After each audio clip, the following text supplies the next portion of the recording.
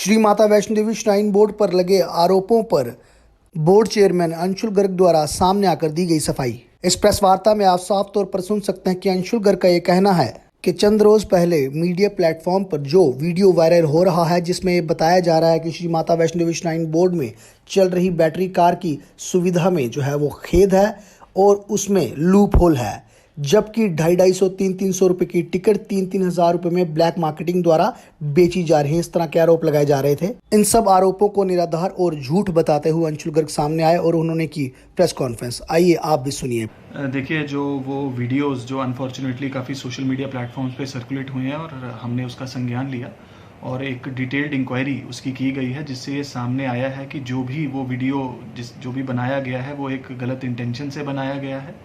और उसमें जो भी तथ्य वो बता रहे हैं वो सभी फेक हैं, गलत हैं और यात्रियों को मिसलीड करने के लिए और बोर्ड की मैं समझता हूँ जो रेपुटेशन है उसको हर्ट करने से के शायद मकसद से इसको बनाया गया है। और किसी भी प्रकार की कोई ओवर चार्जिंग की घटना बैटरी कार्स के लिए संबंध में या किसी भी और सेवाओं के संबंध में बोर्ड के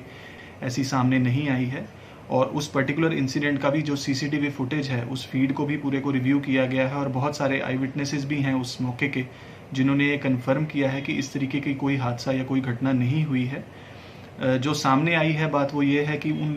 एक बड़ा ग्रुप ऑफ पिलग्रिम्स था, जिनमें से कुछ लोगों को बैटरी कार की टिकटें करंट काउंटर से मिली, क्योंकि बैटरी कार जो हमारी सेवा है वो बोर्ड के निर्देशानुसार सीनियर सिटीजन्स और दिव्यांग जनों को प्रायोरिटी पे देने के लिए है। तो उसके बाद जो टिकट्स बच जाती हैं उनको हम जो है जनरल पिलग्रिम्स को अवेलेबल कराते हैं। तो लिमिटेड अवेलेबिलिटी की वजह से उस बड़े ग्रुप में से कुछ लोगों को टिकट्स मिली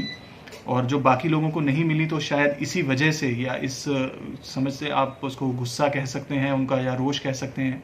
उस वजह से उन्होंने इस मिस्टीवियस वीडियो को जो है बनाया है और उसको अपलोड किया गया है। और जो कानून के अधीन कार्रवाई होती है उसके लिए हमारी टीम इसके ऊपर काम कर रही है और लीगल तरीके से भी, और जो भी पुलिस कार्रवाई इसके अंदर होगी उसको बोर्ड परस्यू करेगा। और मैं आपके माध्यम से सभी यात्रियों को भी ये मैसेज भी देना चाहूँगा, अपील करना चाहूँगा कि श्री माता वैष्णो देवी श्राइन बोर्ड की सारी सेवाएं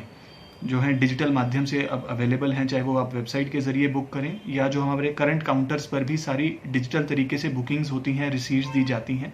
और किसी भी प्रकार की जो अनफेयर प्रैक्टिसेस हैं उनके खिलाफ ज़ीरो टॉलरेंस है बोर्ड का, और किसी भी तरीके की ऐसी प्रैक्टिसेस को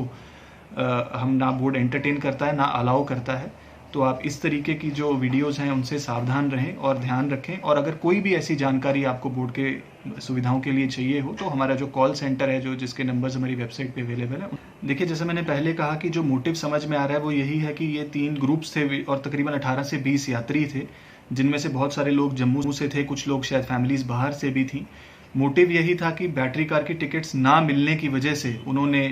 शायद ये बेहतर समझा था कि इस तरीके के एलिगेशंस, फेक एलिगेशंस लगाई जाएं बोर्ड के खिलाफ। और जो इसके अंदर जो कल्प्रिट्स मैं समझता हूँ वो जो वीडियो बना रहे हैं वो तो ऑब्वियसली कल्प्रिट हैं ही, पर जिन्होंने इस वीडियो को अपलोड किया है बिना वेरिफिकेशन किए या बिना उसके बारे में डिटेल्ड जानकारी हासिल किए, मैं समझता हूँ वो भी उतने ही बड़े गुनाहगार हैं जो लोगों को मिसलीड कर रहे हैं इस तरीके की वीडियोस को बिना ऑफिशियल सोर्सेज से इसके बारे में पता किए या अपने लेवल पर लोकल इंक्वायरी किए। तो उन सभी के खिलाफ बोर्ड के द्वारा कार्रवाई की जाएगी, चाहे वो डिफेमेशन की बात हो, चाहे वो पुलिस के द्वारा कार्रवाई करने की बात हो, क्योंकि इन सभी कंप्लेंट्स को बोर्ड बहुत सीरियसली लेता है और जो भी लोगों की ग्रीवांसीज आती हैं उनको डे टू डे बेसिस पर रिजॉल्व किया जाता है और उसके फीडबैक के ऊपर बोर्ड सर्विसेज इंप्रूवमेंट पे काम करता है। तो ऐसे वीडियोस का भी सर्कुलेट होना मैं समझता हूँ बहुत अनफॉर्चुनेट है और हमारी कोशिश रहेगी कि कल्प्रिट्स को जल्द से जल्द जो है कार्रवाई उनके खिलाफ की जाए, ताकि आगे से कुछ भी ऐसी घटना ना हो और यात्रियों को जो सेवाएं हैं वो निरंतर